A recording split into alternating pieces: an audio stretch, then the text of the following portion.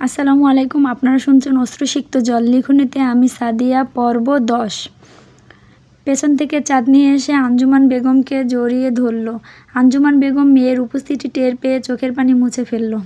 মা গো, তুমি এভাবে কেন কাঁদছ? আমার মা তো দুর্বল না, আমার মা অনেক স্ট্রং। জ্ঞান হওয়া পর্যন্ত মাকে কখনো চোখের পানি ফেলতে দেখি নাই। তবে কেন মা আজ চোখের পানি ফেলছো? তুই পর হয়ে যাবি, তোর বিয়ের পরে আমাদেরকে ভুলে যাবি, এখানে থাকতে হবে ভেবে একটু কষ্ট হচ্ছে? না, কে বলেছে আমি তোমাকে ভুলে যাব? তোমাকে কি ভোলা কোনো দিন সম্ভব? তোমার অশ্রুসিক্ত জল লুকিয়ে আমাদের কোলেপিঠে করে মানুষ করেছ। আমি তোমার চোখের ভাষা বুঝি গো মা। মাকে কতক্ষণ জড়িয়ে ধরে চাঁদনি নিজেও অঝরে কাঁদছে। রাত অনেক হয়েছে, চল এবার আমরা শুতে যাই। কালকে সকাল সকাল উঠতে হবে, তোর কালকে গায়ে হলুদ, অনেক জোগাড়যন্ত্র করতে হবে। মা মেয়ে যে যার মতো করে শুয়ে পড়ল। আঞ্জুমান বেগম অনেক চেষ্টা করছে ঘুমানোর জন্য, দু চোখ বন্ধ করে অনেকক্ষণ শুয়েছিল, কিন্তু কিছুতেই ঘুম আসে না দু চোখে।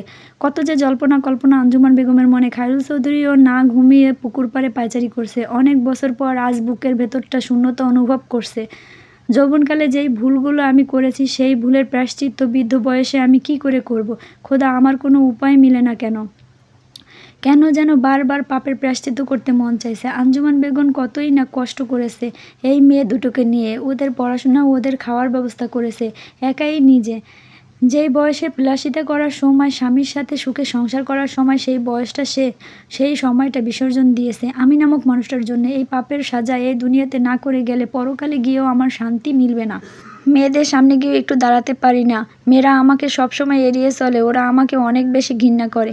খায়রুল চৌধুরী সারাটা রাত পুকুর পাড়েই বসে কাটিয়ে দিল। ফজরের আজান শুনে খায়রুল চৌধুরীর বাবা নামাজ পড়তে বের হয়েছে। খায়রুল চৌধুরীর বাবা দেখলো খায়রুল চৌধুরী পুকুর পাড়ে গাছের সাথে হেলান দিয়ে বসে আছে। বৃদ্ধ বাবা খায়রুল চৌধুরীর সামনে গিয়ে দাঁড়ালো। ছেলেকে এই অবস্থায় দেখে দু চোখের পানি ছেড়ে দিল। বাবারে, নিয়তির খেলা, এখন আর মন খারাপ করে কি হবে? উপরওয়ালা যেটা যেভাবে পরিচালনা করে সেটা সেভাবে হওয়াই ভালো। না বাবা, আল্লাহর দোষ দিয়ে কোনো লাভ নাই। আমি নিজের হাতে সাজানো সংসারটাকে নষ্ট করেছি। ওদের যে কষ্ট আমি দিয়েছি, আল্লাহ আমাকে কখনো ক্ষমা করবে না। খায়রুল চৌধুরীর বাবা খায়রুল চৌধুরীকে বুকের মধ্যে জড়িয়ে নিয়ে বলল, আয় বাবা, ফজরের সালাত আদায় করি, মনটা একটু হালকা লাগবে। সকাল থেকেই সবাই অনেক ব্যস্ত। আজকে সন্ধ্যায় চাঁদনি আর হিমেলের হলুদ। এই কটা দিন হিমেল অধীর আগ্রহে বসেছিল। চাঁদনি এত কাছাকাছি থেকেও হিমেলের সাথে একটা বারের জন্য কথা বলেনি।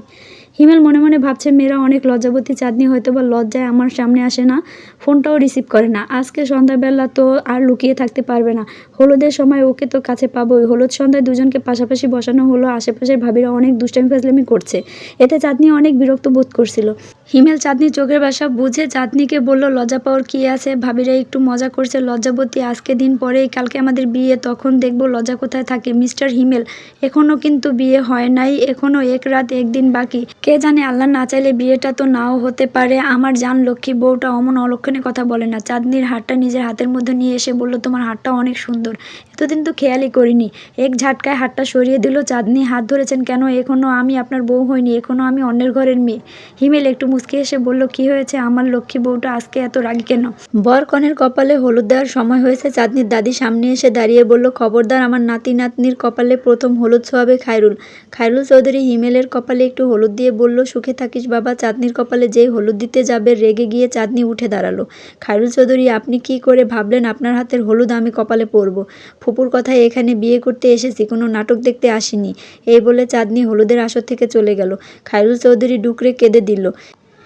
এখন যেই ঘটনাটা ঘটলো, এটার জন্য কেউ প্রস্তুত ছিল না। খায়রুল চৌধুরীর বোন এসে খায়রুল চৌধুরীর হাতটা ধরে বলল, ও ছোট মানুষ, রক্ত গরম তো, মন খারাপ করিস না ভাই, ঠিক হয়ে যাবে। খায়রুল চৌধুরী বলল, আমার এখানে আসা ঠিক হয়নি আপা, আমি চলে যাচ্ছি। শুধু দূর থেকে আমার মেয়ের বিয়েটা দেখতে চাই। ওকে তুই সুখে রাখিস, আমার মেয়েটাকে কখনো কষ্ট দিস না। এই বলে চলে গেল খায়রুল চৌধুরী। পরিবেশটা শান্ত হলে কোনো মতে হলুদ অনুষ্ঠানটা শেষ হলো। ভুল ত্রুটি ক্ষমার দৃষ্টিতে দেখবেন। পরবর্তী পর্ব পেতে আমার চ্যানেলটি সাবস্ক্রাইব করে আমার পাশেই থাকবেন। ধন্যবাদ।